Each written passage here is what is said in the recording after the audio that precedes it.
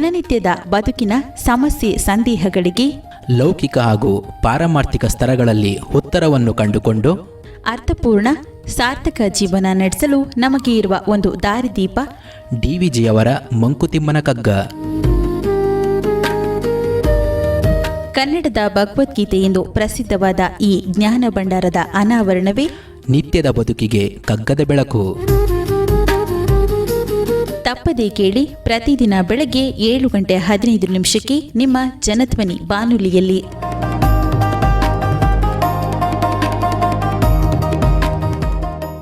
ಆತ್ಮೀಯ ಶ್ರೋತೃಗಳಿಗೆ ನಮಸ್ಕಾರ, ಸುಪ್ರಭಾತ. ಡಿವಿಜಿರವರ ಮಂಕುತಿಮ್ಮನ ಕಗ್ಗದ ಅಧ್ಯಯನ ನಿತ್ಯದ ಬದುಕಿಗೆ ಕಗ್ಗದ ಬೆಳಕು, ಈ ಕಾರ್ಯಕ್ರಮವನ್ನು ಇವತ್ತು ಮುಂದುವರ್ಸೋಣ. ನಿನ್ನೆ ನಾವು ನೋಡಿದಂತೆ ಡಿವಿಜಿಯವರು ದ್ವಂದ್ವಗಳ ಬಗ್ಗೆ ವಿವರಣೆಯನ್ನು ಕೊಟ್ಟಿದ್ದರು.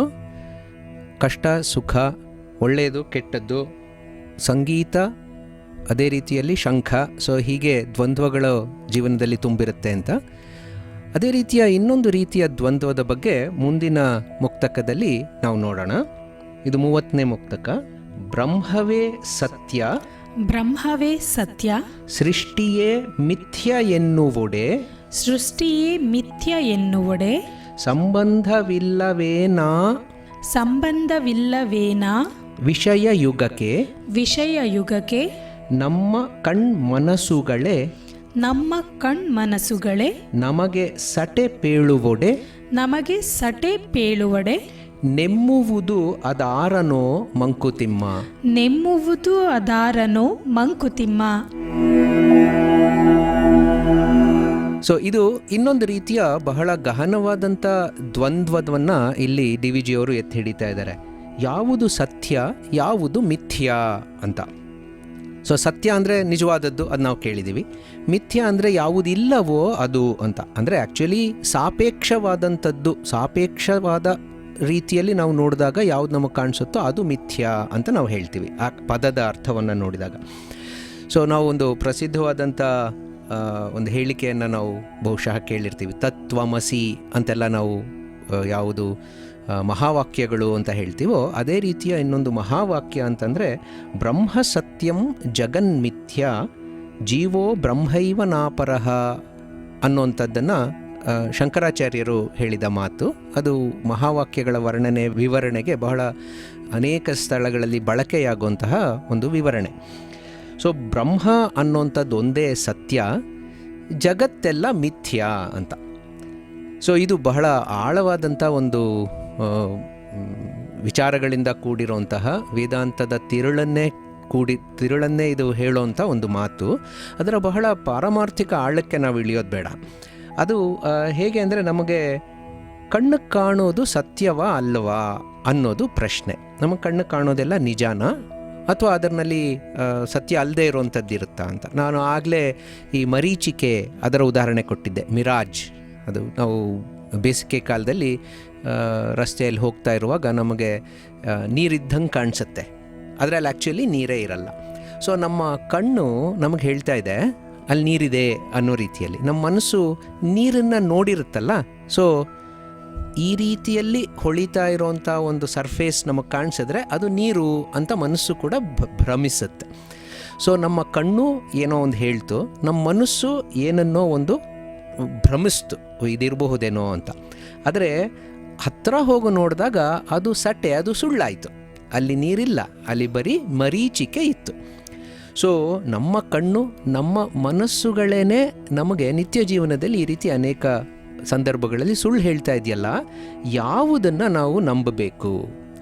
ಇದು ನಿತ್ಯ ಜೀವನದಲ್ಲಿ ನಮ್ಮ ನಡವಳಿಕೆ, ನಮ್ಮ ನಿತ್ಯದ ವ್ಯವಹಾರದಲ್ಲಿ ಆಗುವಂಥದ್ದು, ಅದನ್ನು ನಾವು ಉದಾಹರಣೆಯಾಗಿ ಕೊಡ್ತಾ ಇರೋವಂಥದ್ದು ಪಾರಮಾರ್ಥಿಕವಾಗಿಯೂ ಕೂಡ ಒಂದು ದೊಡ್ಡ ಪ್ರಶ್ನೆಯಾಗಿ ಉಳಿದಿದೆ. ಅದು ಸಂದೇಹವಾಗಿಯೇ ಉಳಿದಿದೆ. ಅದೇನು ಅಂತಂದರೆ, ನಾವು ಹೇಳೋದಂಗೆ ಬ್ರಹ್ಮ ಅನ್ನೋಂಥ ಒಂದು ಸೃಷ್ಟಿಕರ್ತ ಅನ್ನೋಂಥ ಒಂದು ಶಕ್ತಿ, ಅದು ಸತ್ಯ. ಆದರೆ ಅದು ನಮಗೆ ಕಣ್ಣು ಕಾಣ್ತಿಲ್ಲ. ಈ ಬಗ್ಗೆನೇ ನಾವು ಚರ್ಚೆ ಮಾಡ್ತಾ ಇದ್ದೀವಿ. ನಮಗೆ ಕಣ್ಣು ಕಾಣ್ತಾ ಇರೋವಂಥದ್ದು ಏನು? ನಮಗೆ ಕಣ್ಣು ಕಾಣ್ತಿರೋವಂಥದ್ದು ಜಗತ್ತು ಏನು ಸೃಷ್ಟಿಕರ್ತ ಅನ್ನೋಂಥ ಒಂದು ಸೃಷ್ಟಿ ಮಾಡಿದಾನೋ ಅದು ನಮ್ಮ ಕಣ್ಣಿಗೆ ಕಾಣ್ತಾ ಇದೆ. ಹಾಗಾದರೆ ನಾವು ಅಂದ್ಕೊಂಡಂಗೆ ಸೃಷ್ಟಿಕರ್ತ ಯಾಕೆ ಕಾಣಿಸ್ಬಾರ್ದಿತ್ತು? ಕಾಣಿಸ್ಬಹುದಿತ್ತಲ್ವಾ? ಕಾಣಿಸ್ತಾ ಇಲ್ಲ. ಸೊ ಸೃಷ್ಟಿಕರ್ತ ಸತ್ಯನೋ ಅಥವಾ ಈ ಸೃಷ್ಟಿ ನಮ್ಮ ಕಣ್ಣೆದುರು ಕಾಣಿಸ್ತಾ ಇರೋದು ಅದು ಸತ್ಯನೋ? ಅವೆರಡಕ್ಕೂ ಎರಡು, ಯುಗ ಅಂತಂದರೆ ಎರಡು ಅಂತ, ಜೋಡಿ. ನಾವು ರೇಡಿಯೋದಲ್ಲೆಲ್ಲ ಕೇಳಿರ್ತೀವಿ ಯುಗಳ ಗೀತೆ, ಯಾವುದೋ ಚಿತ್ರಗೀತೆ ಯುಗಳ ಗೀತೆ ಅಂದರೆ ಇಬ್ಬರು ಹಾಡಿರೋವಂಥದ್ದು ಅಂತ. ಸೊ ಹಾಗೆ ಈ ವಿಷಯ ಯುಗಕ್ಕೆ ಯಾವುದು ಎರಡು ವಿಷಯಗಳು? ಬ್ರಹ್ಮ ಮತ್ತು ಸೃಷ್ಟಿ.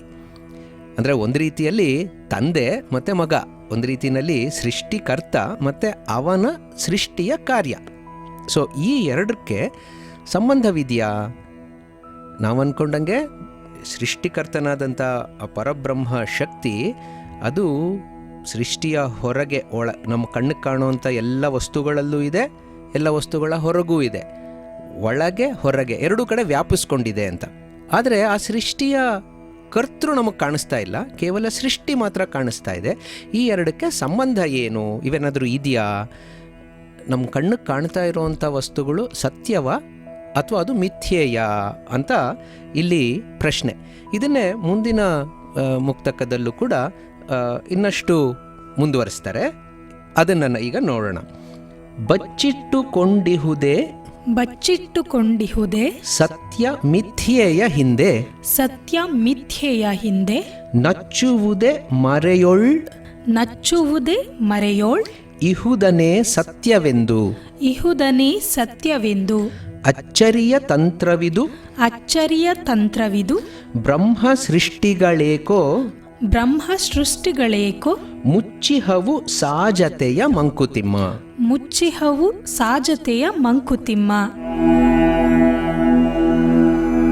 ಸೊ ಇಲ್ಲಿ ನಾವು ಚಿಕ್ಕವರಾಗಿದ್ದಾಗ ಬಚ್ಚಿಟ್ಕೊಳ್ಳೋ ಆಟ ಆಡ್ತಿದ್ವಿ, ಐಸ್ ಅಲ್ವಾ?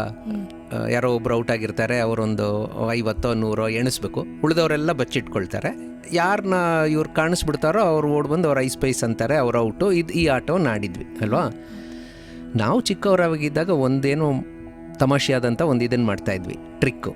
ಅದೇನು ಅಂತಂದರೆ, ಈಗ ನಾನು ಸಪೋಸ್ ಬಿಳಿ ಡ್ರೆಸ್ ಹಾಕ್ಕೊಂಡಿದ್ದೀನಿ ಅನ್ಕೊಂಡು, ಬಿಳಿ ಅಂಗಿ, ಬಚ್ಚಿಟ್ಕೊಳ್ಳೋಕೆ ಮುಂಚೆ ಯಾರೋ ಒಬ್ಬ ಔಟಾದ, ಅವನು ಎಣಿಸ್ತಾ ಇದ್ದಾನೆ.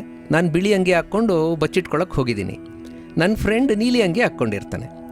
ನಾನೇನು ಮಾಡ್ತೀನಿ, ಬಚ್ಚಿಟ್ಕೊಂಡಿದ್ದಾಗ ಡ್ರೆಸ್ ಚೇಂಜ್ ಮಾಡ್ಕೊಂಬಿಡೋದು, ನಾನು ನೀಲಿ ಅಂಗಿ ಹಾಕ್ಕೊಂಬಿಡ್ತೀನಿ. ನೀಲಿ ಅಂಗಿಯನ್ನು ಮಾತ್ರ ಕಾಣಿಸೋ ಹಾಗೆ ಎಲ್ಲೋ ಕೂತ್ಕೊಳ್ಳೋದು. ಈ ಔಟ್ ಆಗಿದ್ದವನು ಏನು ಮಾಡ್ತಾನೆ, ನೀಲಿ ಅಂಗಿಯನ್ನು ನೋಡ್ತಾನೆ. ಮೊದಲು ನೀಲಿ ಅಂಗಿ ಹಾಕ್ಕೊಂಡಿದ್ದು ಬೇರೆ ಯಾರೋ. ಸೊ ಹಾಗಾಗಿ ಅವನ ಹೆಸರು ಹೇಳ್ಬಿಟ್ಟು ನೀನು ಔಟು ಅಂತಾನೆ. ಆಗ ನಾನೇನು ಮಾಡ್ತೀನಿ, ನಾನು ಹೊರಗೆ ಬಂದುಬಿಟ್ಟು ನೀನು ತಪ್ಪು ಮಾಡಿದ್ಯಪ್ಪ, ತಿರ್ಗಾ ನೀನೇ ಔಟು, ಸೊ ನೀನೇ ತಿರ್ಗಾ ಎಣ್ಸು ಅಂತ. ಸೊ ಸತ್ಯ ಬಚ್ಚಿಟ್ಕೊಂಡಿದೆ. ಹೊರಗಡೆಯಿಂದ ಕಾಣಿಸೋರಿಗೆ ಏನು ಕಾಣಿಸುತ್ತೆ, ಹೊರಗಿರೋಂಥದ್ದು ಮಾತ್ರ ಕಾಣಿಸುತ್ತೆ. ಸೊ ಮಿಥ್ಯೆ ಹೊರಗಡೆ ಇದ್ದು ಸತ್ಯ ಒಳಗಡೆ ಇದೆ ಅನ್ನೋ ರೀತಿಯಲ್ಲಿ ಈ ಜಗತ್ತು ಅಂತ. ನಾವೆಲ್ಲ ಇನ್ನೊಂದು ಮಾಡ್ತೀವಿ, ಸಣ್ಣ ಮಕ್ಕಳ ಜೊತೆ ನಾವು ಆಟ ಆಡುವಾಗ ಏನೋ ಒಂದು ಚಾಕ್ಲೇಟ್ ಇದೆ ಅಂತ ಅಂದ್ಕೊಳ್ಳೋಣ. ಎಲ್ಲರೂ ತಮಾಷೆಯಾಗಿ ಮಕ್ಕಳಿಗೆ ಮಾಡೋವಂಥದ್ದೇ ಇದು. ಒಂದು ಚಾಕ್ಲೇಟ್ ಇರುತ್ತೆ, ಅದನ್ನು ನಾವು ಎಷ್ಟೋ ಸರ್ತಿ ಏನು ಮಾಡ್ತೀವಿ, ನಮ್ಮ ಕೈ ಒಳಗಡೆ ಮುಷ್ಟಿ ಒಳಗಡೆ ಹಿಂಗೆ ಹಿಡ್ಕೊಂಡ್ಬಿಡ್ತೀವಿ. ಯಾವುದ್ರಲ್ಲಿದೆ ಅಂತ ಮಗುಗೆ ಗೊತ್ತಿಲ್ಲ. ಮಗುಗೆ ಏನು ಹೇಳ್ತೀವಿ, ನಿನ್ನ ಕೈ ನೋಡು, ಯಾವ ಕೈಯಲ್ಲಿ ಚಾಕ್ಲೇಟ್ ಇದೆಯೋ ಅದನ್ನು ಹುಡುಕು ನೋಡೋಣ ಅಂತ. ಎರಡೂ ಮುಷ್ಟಿಯನ್ನು ನಾವು ಮುಚ್ಚಿಟ್ಕೊಂಡ್ಬಿಟ್ಟಿದ್ದೀವಿ, ಯಾವುದೋ ಒಂದರಲ್ಲಿ ಮಾತ್ರ ಚಾಕ್ಲೇಟ್ ಇದೆ ಅಲ್ವಾ? ಸೊ ಈ ಥರ ಆಟಗಳು ನಾವು ಸಾಕಷ್ಟು ಆಡಿದ್ದೀವಿ. ಸತ್ಯ ಅಂದರೆ ನಾವು ಏನನ್ನು ಹುಡುಕ್ತಾ ಇದ್ದೀವೋ ಅದನ್ನು ಎಲ್ಲೋ ಬಚ್ಚಿಟ್ಟಿರೋಂಥ ಸಂದರ್ಭಗಳು ನಮಗೆ ಅನೇಕ ಬರ್ತವೆ. ಈ ಥರದ ಅಚ್ಚರಿಯ ತಂತ್ರವನ್ನು ನಾವು ಆಟದಲ್ಲಿ ಉಪಯೋಗಿಸಿರೋಂಥದ್ದು ನಮಗೆಲ್ಲ ಗೊತ್ತು.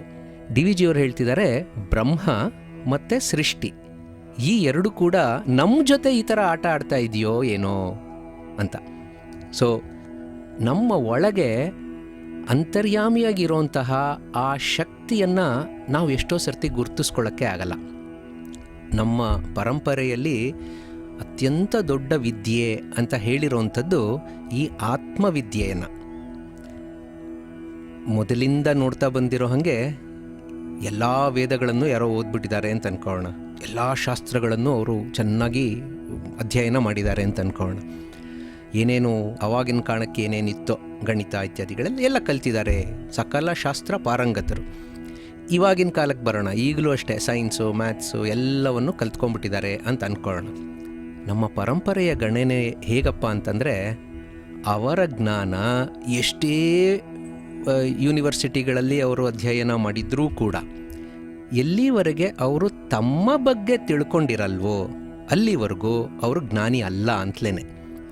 ಅಕ್ಷರಜ್ಞಾನ ಇರಬಹುದು, ಶಾಸ್ತ್ರ ಪಾಂಡಿತ್ಯ ಇರ್ಬೋದು, ಸೈಂಟಿಫಿಕ್ ನಾಲೆಡ್ಜ್ ಇರಬಹುದು, ಆದರೆ ಆತ್ಮಜ್ಞಾನ ಅನ್ನೋದನ್ನೇ ಹೇಳ್ತೀವಿ, ಆ ಆತ್ಮಜ್ಞಾನವೇ ಪರಮಜ್ಞಾನ ಅಂತ ನಮ್ಮ ನಂಬಿಕೆ. ಅದನ್ನೇ ನಮ್ಮ ಉಪನಿಷತ್ತುಗಳಲ್ಲಿ ಪರಾವಿದ್ಯಾ ಅಂತ ಕರೀತಾರೆ. ಬೇರೆ ಎಲ್ಲ ಅಪರಾವಿದ್ಯೆಗಳು ಈ ಭೂಮಿಗೆ, ಜಗತ್ತಿಗೆ, ನಿತ್ಯ ಜೀವನಕ್ಕೆ ಸಂಬಂಧಪಟ್ಟಂಥದ್ದು ಪಾರಮಾರ್ಥಿಕವಾದಂತಹ ವಿಚಾರಗಳನ್ನು ಒಳಗೊಂಡಂಥದ್ದು ಆ ಪರಾವಿದ್ಯ. ಅದು ಹೊರಗಡೆ ಇರೋ ಜಗತ್ತನ್ನು ತಿಳ್ಕೊಳ್ಳೋದ್ರಿಂದ ಗೊತ್ತಾಗಲ್ಲ. ನನ್ನೊಳಗಡೆ ಇರೋಂಥ ಶಕ್ತಿಯನ್ನು, ಪರಮಾತ್ಮನ ಆ ಅಂಶವನ್ನು ನಾನು ಅರ್ಥ ಮಾಡ್ಕೊಳ್ಳೋದ್ರಿಂದ ಮಾತ್ರ ಗೊತ್ತಾಗುತ್ತೆ.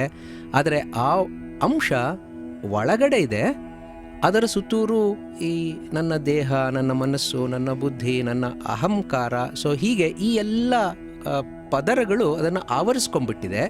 ಸೊ ಒಳಗಡೆ ಇರೋಂಥ ಸತ್ಯ ಬೇರೆ ಬೇರೆ ವಿಚಾರಗಳಿಂದ ಅದು ಆವರಿಸ್ಕೊಂಡಿರೋದ್ರಿಂದ ಅದು ಕಾಣಿಸ್ತಾ ಇಲ್ಲ. ಅಂತಹ ಅಚ್ಚರಿಯ ಆಟ ಬ್ರಹ್ಮ ನಮ್ಮ ಜೊತೆ ಆಡ್ತಿದ್ದಾನೇನೋ ಅನ್ನೋ ರೀತಿಯಲ್ಲಿದೆ ಅನ್ನೋದು ಇದರ ಇಂಗಿತ.